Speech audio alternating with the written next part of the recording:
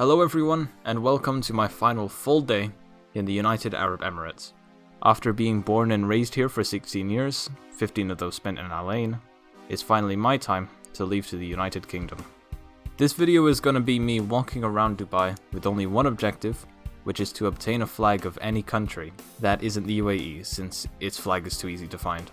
I had some stores that potentially had flags of certain countries that I stopped at along the way. I'm here at Al Jadaf Metro. I'm gonna go into Old Dubai. I have a plan of getting some flags, although it does seem a bit ambitious. I arrived at Al Ghabaiba metro station in Al Fahidi, and upon stepping foot out of the building, I encountered my first problem: the heat. This humidity is hitting me like a ton of bricks.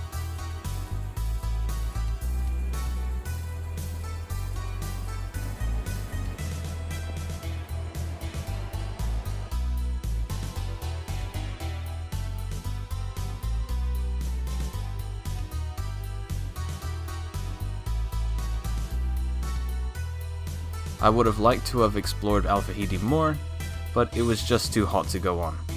I made my way to the Abra station to get to the other side of the Dubai Creek.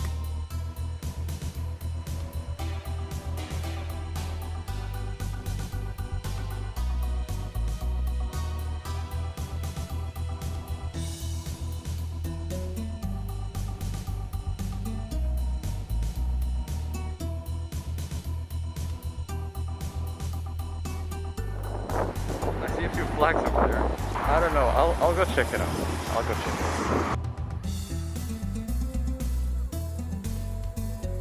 Okay, riddle me this. Why does Rolex need 2 towers? Bro, they make watches. If anything, it would be a factory, not 2 skyscrapers. Everyone seems much nicer, like in Dubai than Al Ain. Not really sure why. Also, they weren't selling the flag. They were just on display. I also checked the store based on Q8, but there was no flag there either. My next stop was Banias Station, so I could take the metro to Al Qiyada.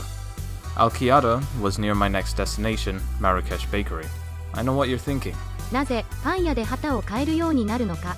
Well, there was always a possibility of there being one.